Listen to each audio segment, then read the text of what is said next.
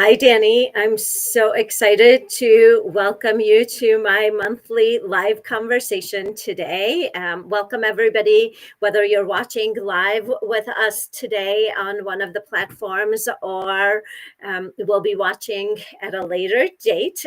I use Restream for these conversations to stream on three different platforms on LinkedIn, Facebook, and YouTube. So you might be watching us on one of those or one of Danny's platforms as well.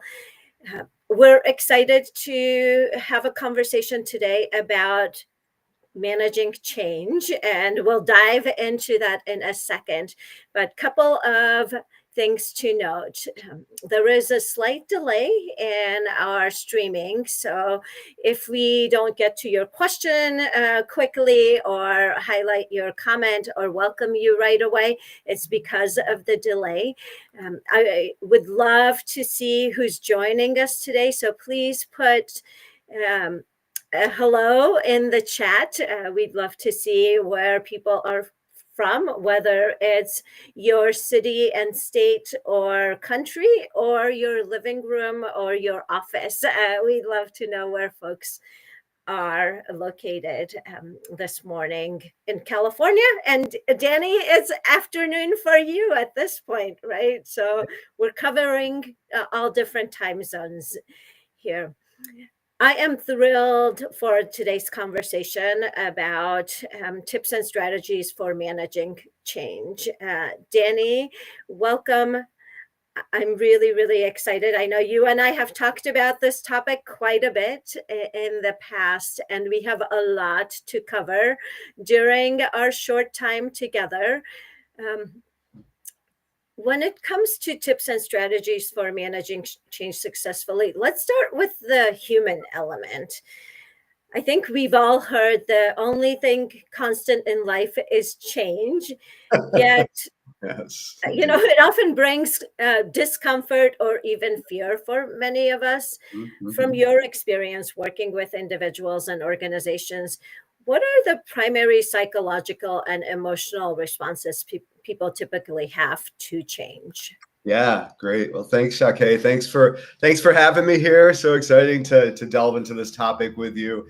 And greetings, everyone. Greetings from upstate New York. I was very, very fortunate to live in the San Francisco Bay Area with Shake for a number of years, and we got to meet there. But I am now in upstate New York, in Binghamton, New York, where the summer has taken a long time to get here. But greetings.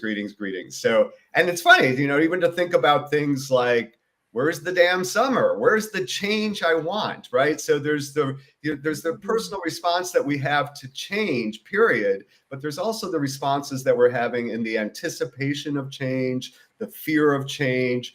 In fact, we can say that change management, whether we're talking about at the organizational level, the sub-organizational level, or the individual level, all kind of operates in this emotional sphere.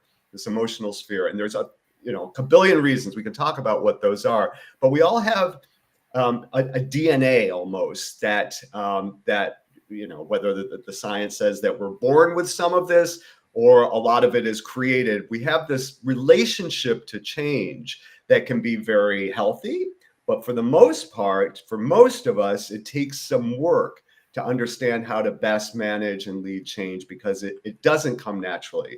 In fact, one of my, the quote that you said, there's nothing constant except in this world except change. One of my other very favorite quotes that I've been using for years with my clients is by Peter Senge. Peter Senge is a leadership development specialist, systems thinking guru. And he says, people don't resist change. They resist being changed. Right? Yeah, people don't resist change. So, as a concept, we know, especially if you're in an organization or an organizational leader or a team leader, change is inevitable, especially right now in this time, right? Like crazy. So if it's inevitable, we need to pay attention to this and start working with people at the individual level to say, how can we not vilify your response to change, but instead, how do we engage it or reprogram the DNA so that you see change as as a challenge, but more importantly, as an opportunity.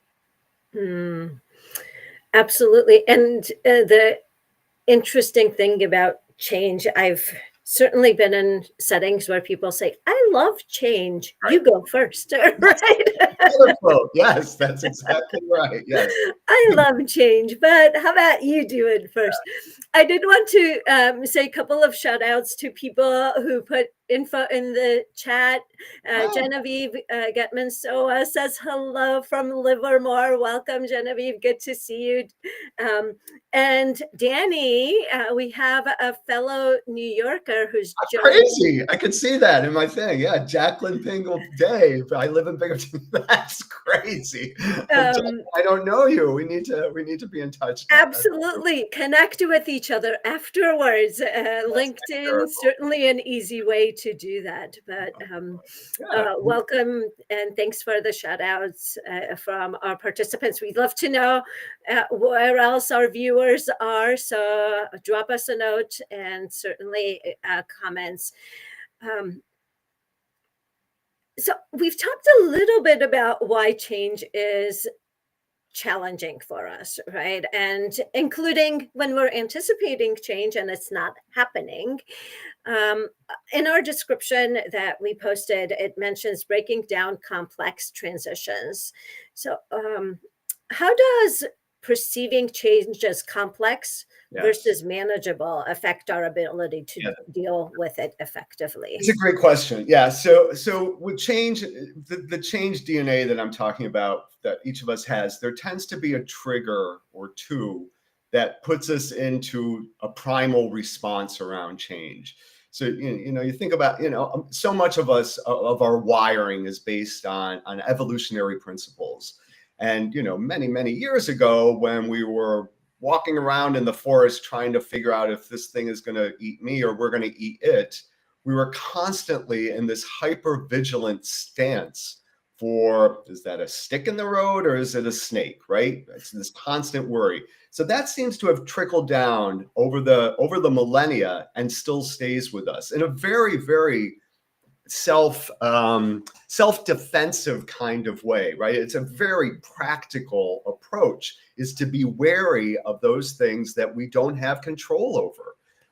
Some of us are built a little bit better for that. Most of us have some anxiety around dealing with uncertainty. So there's a lot to be said for what we can do to better understand those triggers that we have. And one of the triggers tends to be complexity. So when we're faced with a complex change, whether it's in our life or in our work, so it could be something about, reorganizing my life, getting, we were just talking about our, financial issues, Shake and I, getting our financial picture in place, getting my team to align with the new vision or the new merger or the new reorganization. That tends to be a trigger for us. And so we tend to have that primal response. For a lot of us, it's about putting our head in the sand, ignoring it. Some of us, for me, for instance, what I tend to do with change is I tend to jump in the pool, whether I know there's water in there or not. So, Mm. and that serves me very well. It has served me very well in my professional and personal life. It's also one of my saboteurs. It's one of the things that gets in my way. So I have to be conscious around that. So for complexity, if that's triggering for you or for your organization or your team, one of the best ways of dealing with that is, and no surprise, is to break it down. Break it down into small pieces. When we break change down into small pieces and we start to expand the locus of our control for each of those pieces, we're that much more friendly with change. So again, I'm thinking about this from, I'm assuming, a lot of our listeners here are organizational leaders or managers. And so to think about it, when you're facing a change, think about, how can I break this down so it's manageable, so we can go through step by step. And when we start to do that, we go from complex to manageable, and we appeal to people's sense of control. And the other thing is, we know this from motivation. There's been a lot of great work, really good work over the past 20 years or so on motivation, what motivates us.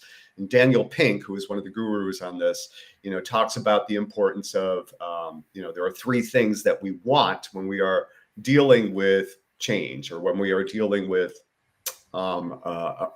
being motivated to go through change. And one of those is one is to have a sense of purpose. One is to have a sense of agency.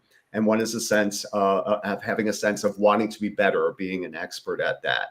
So what we want to do is leverage that and say, what can we do to break down complex changes into small steps that give us small rewards?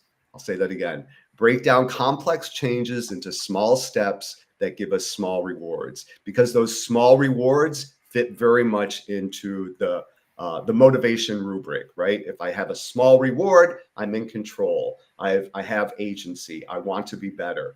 So, by way of practical strategy, consider, what can I do to break the complexity into small pieces so that there is a reward, so there's feedback that we are making progress on that.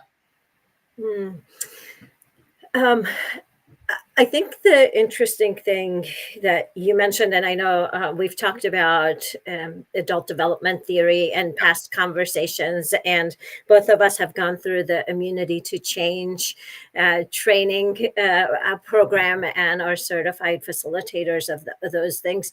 And Keegan's work around how adults think, right? We often think about the development and think about it stopping at the age of 18, this magical age, and we're there, we've arrived, but that's not really what the science tells us, and how we evolve as humans, right? And what is holding us back, and how to understand our own psychology individually and the rewards. So can you give an example of how an organization or a team leader might do that in a work setting? If, let's say, they're managing a reorg of the team, how would a leader think about it, breaking it down into smaller pieces, and then creating those rewards, small rewards? Yeah, absolutely. And I want to hit on something that you mentioned. So, Senge's work, I mean, not Senge, for immunity to change. Who is it again? Keegan. So Keegan and Leahy's work in immunity to change. And by the way, folks, another great resource is to get the book. It's an older book, but they've done some follow-up work on it. But the immunity to change framework is a wonderful way of understanding how to work with change. And the reason I want to highlight that is because, your question is lending itself to what's really important, that it's left to our own devices. It's often difficult to manage change. So it's important to understand some of the models and the frameworks and the logic and the kind of the scholarly theories around change, because you have to help your people to manage change. It just doesn't come naturally. That's why we, so many of us fall into, a hole in our life because we're not able to navigate and manage change. So that's the importance of working with a coach, of working with experts, working with all of that, so that you have some framework. So going through a reorg, leaders, you're going through a reorg, how to work with your team on that. One, make sure that you are involving people as much as possible in the change, before the change, during the change, and after the change, but especially before the change. The more folks feel like they have a piece of the puzzle, the more likely they are to be supportive of that change. Likewise, you want to work with people on why this change is important. We want to get to the kind of the external why, but also the internal why. See if you can tap into your people's internal why for why this change actually fits in with their own personal values and value sets. And then you want to actually start to create those steps that produce the wins that you want, these small wins that I want. You don't have to tell people that this is the logic that you're following, but for you to start thinking about, what is the first thing I can do to create a win? Well, maybe it is to say, hey, folks, we're about to go through this reorg. something we're all, having some challenges with. There's still a lot we don't know. I want to convene a meeting. Who would be interested in being a part of this meeting where we start to set the stage for what we can expect from each other and how we can and support each other during this change? Just come, let's do a brainstorming session and kind of figure that out. What's beautiful about that is it brings people together before the change. So anticipation is high, but the fallout hasn't started yet because we're just moving through it. And it also gives, again, people some agency, some autonomy to start crafting something that will become a win. Here we got something. We know where we're going to go on this. So that's one thing. Another thing is to tap into those folks. So there's a bell curve for change and how people fall into that. And the first, actually, let me see some notes here. Yeah, so the first is, in the bell curve, the first tail, which is the first, 15 to 20%. Those are the early adopters. And think about this for yourself. Which one of these four things are you? An early adopter is kind of me, right? I'm going to jump in and just hope it's all going to work out there. I latch onto new technology for that reason and new things. So you don't got to worry about me. You don't got to worry about folks that are the early adopters. The next folks are kind of the pragmatists, and those are kind of that part of that middle section. That's a good 20%. And the pragmatists, they follow the early adopters, but they need to see some proof first, right? So maybe they're not the first ones to jump on the new iPhone, but after some of their friends have done it and used it and said good things, they will come on to that. So you want to work with them. You want to work with them because they are very likely to, if you craft this well enough, to come along with you. And then the third category, which is another kind of 20%, are our conservatives. And those are folks that stay behind. They stay behind. So maybe this is true for you. Does everything need to be in place before you can jump on board? Those folks you can work with. You can still work with, but they're going to give you angst. They're going to give you trouble. The fourth category, the laggards, those are the folks that will not come on board until the very last minute and only, kicking and screaming. Don't worry about them. Don't worry about them. I mean, if we're going to be practical here, they may be the loudest wheel, the loudest, squeakiest wheel, but you are not going to, it's a waste of energy if you put all your energy into convincing those people who already have it in their head, this is the worst thing in the world, to bring them along. So I hope this makes sense. So the strategy is to leverage the folks that are either with you or are likely to be with you, and then they will help you be the thought leaders and the leaders of that change. I love that. And as you were starting to talk about it, I was thinking about the bell curve as well, because so much in life can be explained with a good bell curve or a 2x2 framework, right? Yeah. I did want to again welcome folks and invite you to put questions or comments in the chat either now as you watch live or at a later point.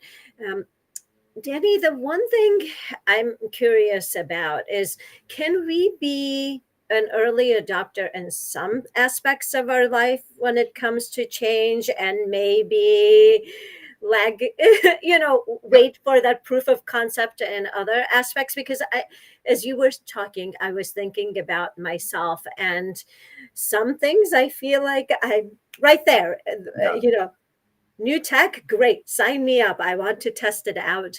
But there are certain things in my life that I am the kicking and screaming person when it comes to. And I'm guessing, you and I are of a certain age that has shifted over the years too. In some ways, by and large, we tend to become a little bit more protective and conservative as we get older, a little bit more cautious. And again, that's kind of built into evolutionary principles. We want to, we don't want to take unnecessary risks because, we can't afford unnecessary risks. So your point is well taken. Yes, absolutely. But what you can do is you can start to, you should have a sense from, if you're working with your team and you've been working with them for a while, you probably have a sense for generally what each of your people generally are like. And so, to leverage that by and large, if you have somebody that is taking risks or is goes to yes before they go to no, those will probably be your early adopters or your conservatives. They'll come along with you. It may take a bit, but or pragmatists rather. Your early adopters or your pragmatists, so they'll come along with you. Also, there's, Shaka, you and I have talked about this, but there's a wonderful assessment that I use with clients, and it's a free assessment, so you all can do it on your own, and it's called the Saboteur Assessment through positiveintelligence.com. And if you go and take the Saboteur Assessment, it's a 5-minute assessment, a free assessment. You get a sense for some of the archetypical, I think that's a word, archetypical ways that we sabotage ourselves, that we protect ourselves. So, and one of those, there's 9 archetypes, and one of those archetypes is the hypervigilant. Mm-hmm. You fall into hypervigilant, the odds are pretty good. It's going to be tough for you. You may be a conservative or a laggard or generally around change. But if you can have some idea of where your folks land, and then you have some, either taking the Saboteur Assessment or perhaps you just know that, you have this intel because of your relationship with them. Leverage that information. It's not perfect. And to your point, you may hit it completely wrong because it's a very different kind of change. Mm-hmm. But trust your instincts and an assessment or two to figure out who are the people that are going to be, that you can leverage as your champions, that will help you, that they are, there's formal leadership and there's informal leadership, right? Yeah. We work with folks in the informal leadership role that will help you and leverage them. You're being strategic about helping to help people get through managed change. I feel like that was a long-winded way to get to your question, but yeah. Thank you. I appreciate it. And we'll add some of these things after the session into the chat. So people, if you didn't catch something, you don't have to frantically try to Google it at the time or find it on search. So we'll add the resources to chat later. Anna, great to see you. I'm so glad you're finding this informative and gaining some insights about change management. Danny, I'm also curious, do you have any ideas or minds to help us with mindset shifts or daily practices we can use ourselves, right, to help us become better at managing change? Change is happening at a much faster pace nowadays. It's always been there, but it's happening faster and faster and coming all at once. So how can we create that openness to change in ourselves? Yeah. So again, I'm a big fan of positive intelligence. And by the way, folks, if you end up doing the assessment or something like that, and you need assistance debriefing that's again to look to external resources, whether it's myself or Shake or an executive coach or consultant. But don't do this on your own. That's something super important here too, because again, our own what got you here won't get you there, will get in our way, right? That concept of what got you here will get you there. So look to an external source for that help. Now, part of what I love about positive intelligence and mindset work in general is, and actually kind of to zoom out a little bit, a lot of what we're talking about is kind of the external game, the outer game of managing change. What do I do to move people and pieces and everything? But to your point, there's an inner game that we also have to lean into in improving. And that inner game is about our mindset and how we think about change. And in positive intelligence, we talk about in every challenge, no matter what it is, there is always a gift and or an opportunity. There is always a gift and or an opportunity.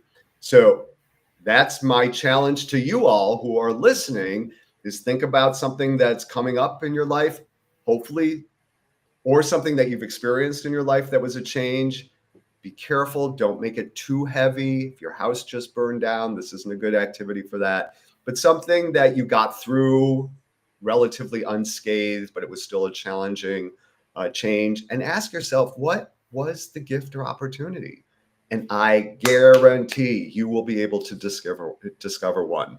And once we start to have that leap of faith, and I really think it's faith, right? Faith in its truest sense of the word. We have to have that faith that no matter what the challenge is, there's something buried in there that's a gift or an opportunity. Mm-hmm. So that mindset, that belief that there's always going to be something of value that comes from this. It may not be obvious at first, but in hindsight or in the process, there will be something valuable and or pretty much unexpected that will come up. Is a really powerful mindset to adopt for yourself and to adopt for others. That's number one. Number two is be very, very careful of what we tend to fall back on, which is complaining. We're all really, really good at this. We're really good at complaining, right? I do work with some of my clients around what kinds of communities of complaint are forming in your team and your organization. And different from culture of complaint, community of complaint says you and I are getting along and we're connecting and we're based on our complaining. And your complaining feeds my complaining and we're closer. That happens. It happens. That's how we come together, especially in Western culture, by the way, especially in Western culture. But the onus is on you, leader, to make sure that you're keeping an eye on how people are coming together to complain. And what can you do for yourself, right? Because odds are pretty good you're a complainer too. We've all got it. We all love to drive our BMWs, our bitching, moaning, and whining cars every once in a while. What can you do to manage that for yourself so that you can shift that energy into a little bit of complaining is fine, right? In fact, in coaching, we do it all. We say, turn up the radio, get it all out there, get it all out, let it come through. But then what can we do now to transfer that energy, move that energy into, so now what? So what will we do now that's constructive? So those are the two things that come to mind for me right now is one, there's always a gift and an opportunity. See if you can adopt that leap of faith, always gift or opportunity. And secondly, is making sure that you're able to navigate change in a way that makes sense. We were able actually to draw on what is possible as opposed to what is impossible. What can I control and impact versus what is outside of my control and impact, which is what we tend to complain about. Bring it back to the locus of control and impact. What can we actually do? Easier said than done. But absolutely. And I think, at least for me, in thinking about this on a daily basis, it's that catching yourself in those moments, right? Yes. Did I get stuck in that complain mode, the BMW mode? And it maybe even putting a time limit, right, in a conversation. If saying, okay, I'm going to be BMWing for 5 minutes, and then after that, I need to come up with something. Yes. A lesson learned or whatever it might be, right? For me and for my people, right? Yeah, come on in. You want to complain? Yes. Turn up the radio, close the door. Tell me how much you hate this work and this job. 5 minutes. You get 5 minutes to tell me that, and I will listen. But after that, we are going to agree. We're going to move on to see if there's something else that we can do with this conversation.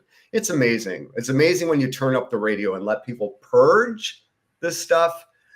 Okay, now I can think in a different way because I've let go of all of that stuff.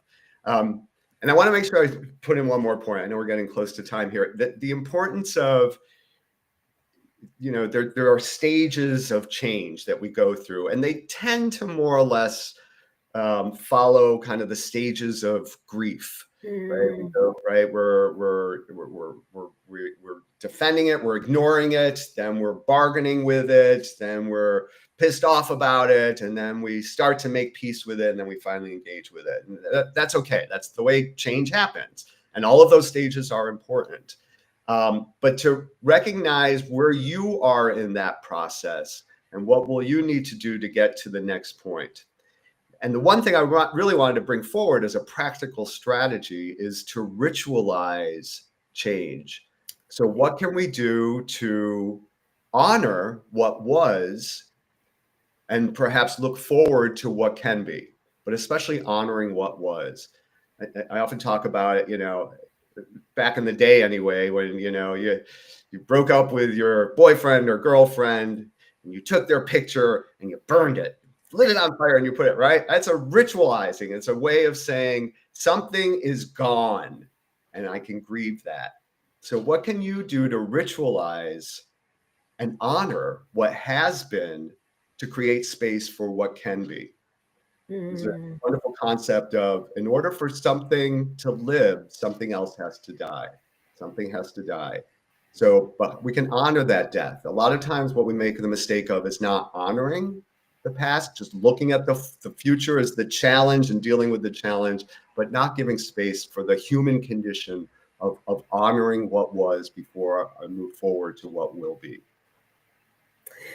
I love that. I am mindful of time. I know our 30 minutes flew by. We could have another 3 hours of this conversation. There's so much to unpack and to talk about related to change.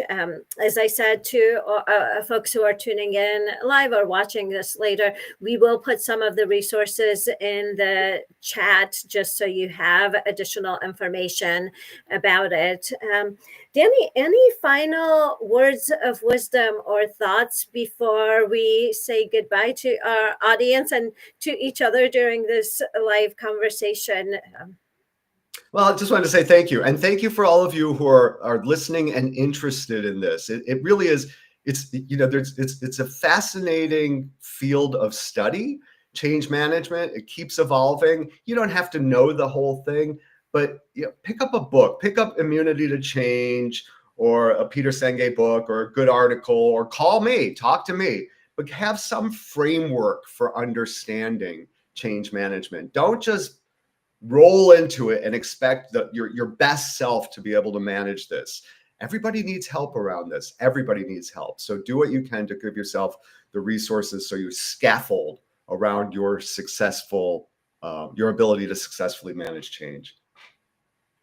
I love that, the building community, right? Whether it's through reading or listening to a book or finding coaches or mentors or colleagues and navigating some of this together and having peers who can help us do that. Danny, thank you so much. I can't say how much I appreciate you joining me today, talking about this important topic, a topic that is clearly affecting all of us on a daily basis on personal and professional fronts. So I know that I took away a few additional things, even though you and I have talked about this a million times, some new strategies for me and thinking about how to ritualize and honor the past before moving forward. So thank you for that, a reminder as well. Thanks to everybody for listening and joining us, whether live or on a replay. Please let us know if you have any additional questions. We'll monitor the chats and make sure that we're answering your questions. We hope you have a wonderful day and a great summer. Thanks again, Danny. Thank you. Thank you, Bye, everybody. everybody. Bye now.